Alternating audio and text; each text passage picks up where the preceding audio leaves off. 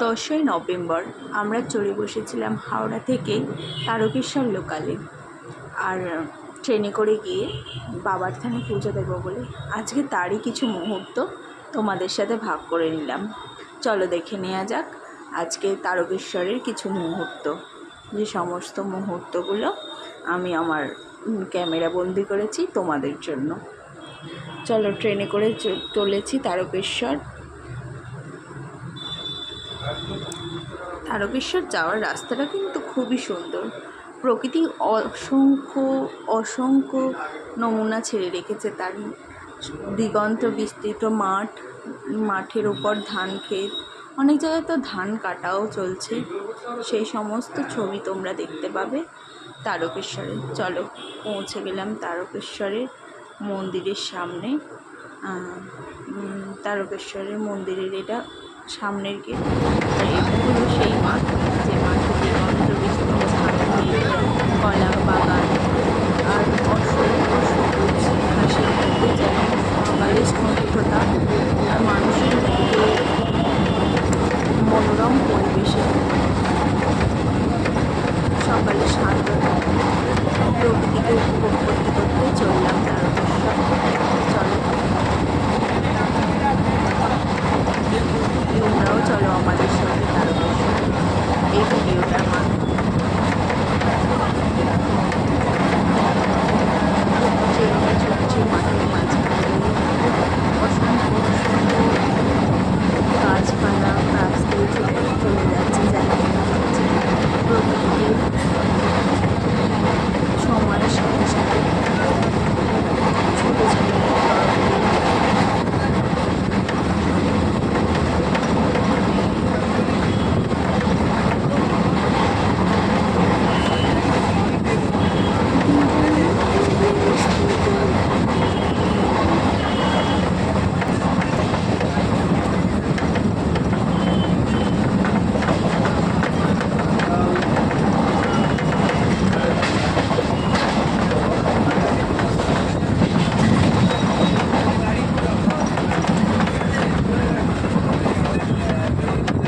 চলো এবার আমরা স্নান করে বাবার মাথায় জল ঢালবো।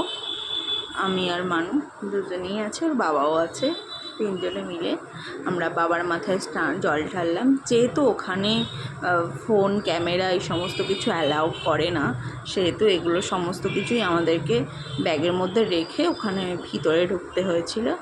আর এটা জল ঢালার পরে আমরা ছবি তুলেছি দুজনে।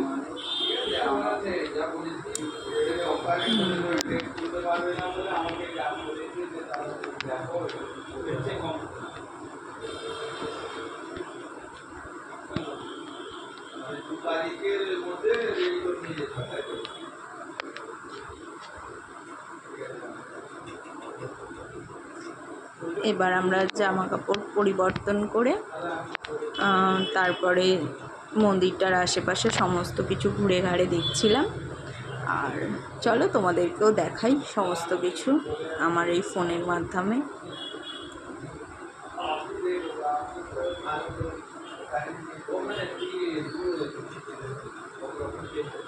যেহেতু এই জায়গায় ক্যামেরা অ্যালাউ না, তো আমি খুব ভয়ের সাথেই এই ছবিগুলো তুলেছি। তো যদি কেউ আমার ফোনটা কেড়ে নেয় বা কিছু কেড়ে নেয়, সেই কারণে খুব ভয়ের সাথেই ছবিগুলো তোলা হয়েছে, কারণ স্পষ্টভাবেই লেখা আছে।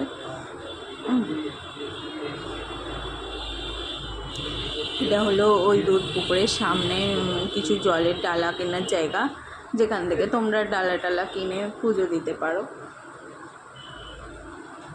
এটা দুধ পুকুরের সামনের কিছু মুহূর্ত।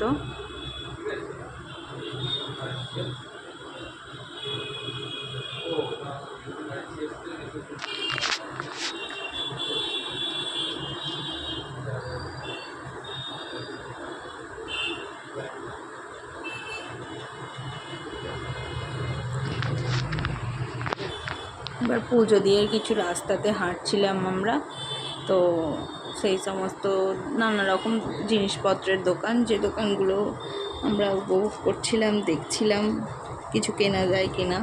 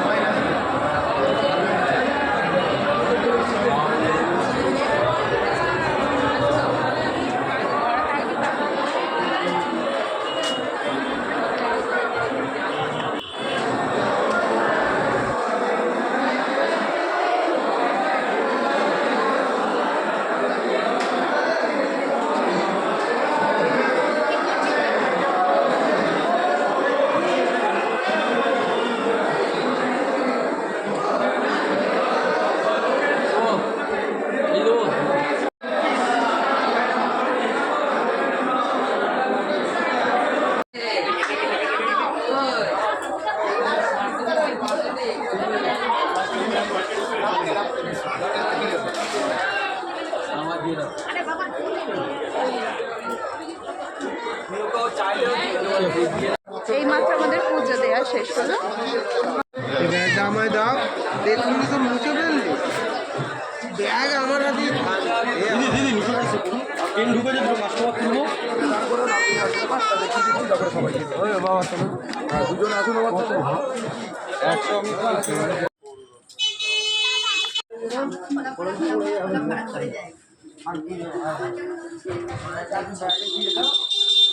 যাচ্ছি।